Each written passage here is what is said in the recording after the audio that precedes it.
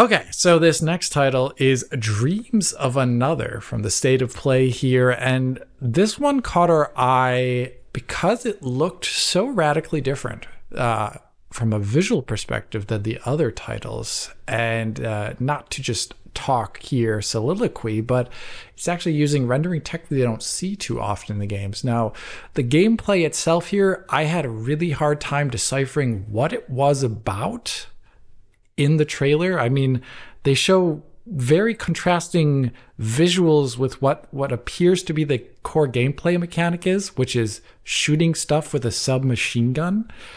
I don't know exactly how that ties into the narrative of the game, because that seems like a gameplay verb, which is almost at contrast with what the visuals are showing us. It's pretty weird.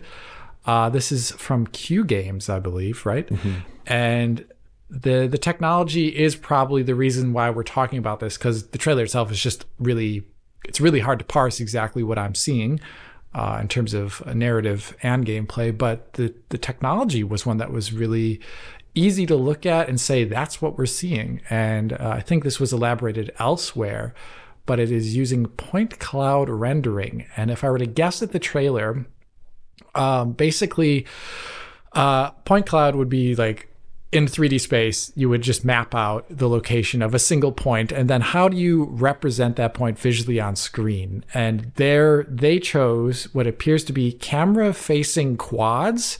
And you can see that when any of the character close-ups occur, you can see that, or any of the environmental close-ups as well too, you can see that there's little like strips almost, rectangles, squares that turn and face the camera as it's moving. And they're also shaded though, as if they are taking up 3D space. Mm-hmm. So it's like, it's both messing with your perception as a result of that, because they have 3D space lighting, but it's turning to face the camera, much like a sprite would. And it gives the game an extremely unique style. We haven't seen too much of this in real-time rendering before. The closest thing we've seen is another Dreams game, is Dreams. But even then, that did it differently. I believe there, the original research for Dreams was looking at using point clouds for doing all of the rendering, as well as with like a camera-facing like strip system, I think they called it at the time. But they ended up shipping something slightly more traditional for the end game, for a variety of reasons. Like, I think they wanted, for like creativity reasons, it was easier to author things using with the way they did it for the launch version of that game.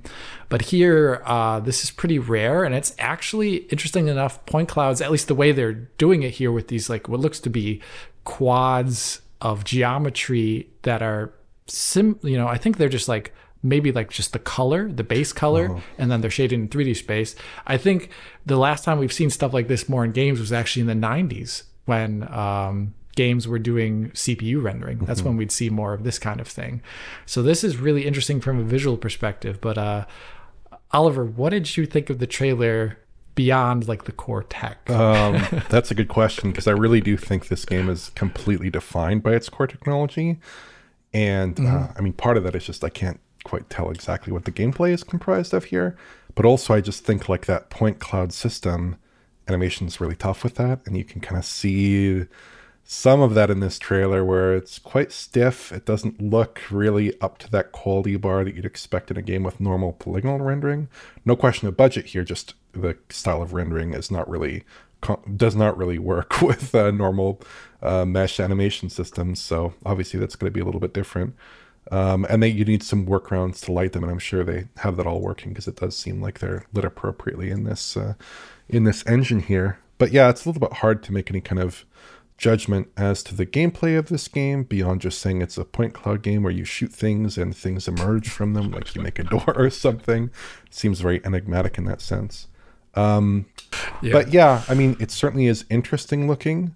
I hope it's as interesting playing as it looks, but I also just kind of feel like they need to do something really, really interesting with that point cloud system here to justify it, because you have so many compromises, I feel, as a result of leaning into that point cloud system for a game like this, that you need to get a lot of value out of the other end, or else it's just like an interesting demo that you can poke around and look at and find some novelty in, but not something that would actually work that well as the actual game. That's my suspicion. But of course, we need to withhold judgment until we actually see the final game in more detail here.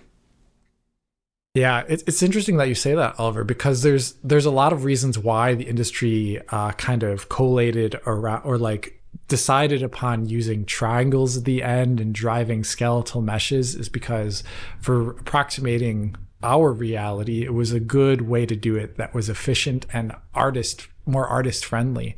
And there were obviously a lot of other alternative rendering paradigms that existed at the same time, because everything was being done by CPU rendering. But then GPUs came around and graphics acceleration, and the quickest way to do a lot of these things was just with triangles. And here we see almost like an alternative future where we're using the same amount of GPU and the same amount of CPU to drive an entirely different rendering paradigm. And the GPUs and CPUs were not necessarily built around these things.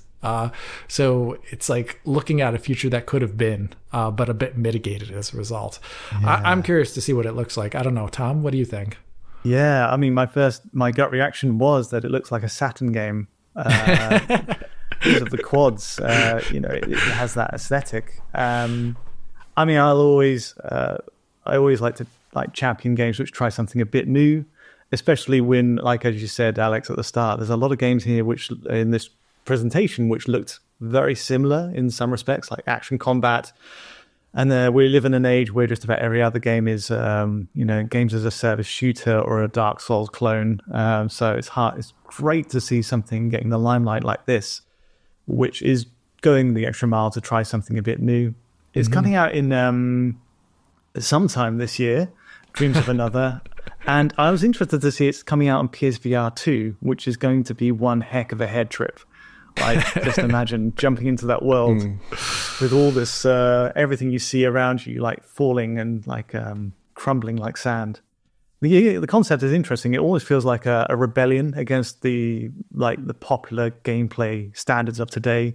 Instead of shooting to destroy, you're shooting to create and manipulate the environment using these point cloud, technology. And so I quite like the concept. But yeah, as you say, it needs to come together in a concrete game design that, I can't imagine. Well, I have a suspicion it won't be a long game. It'll be sort of a 3, 4, 5 hour special. Which I get that feeling enough. too. Yeah, which is fine. enough, I think. That's fine. Yeah.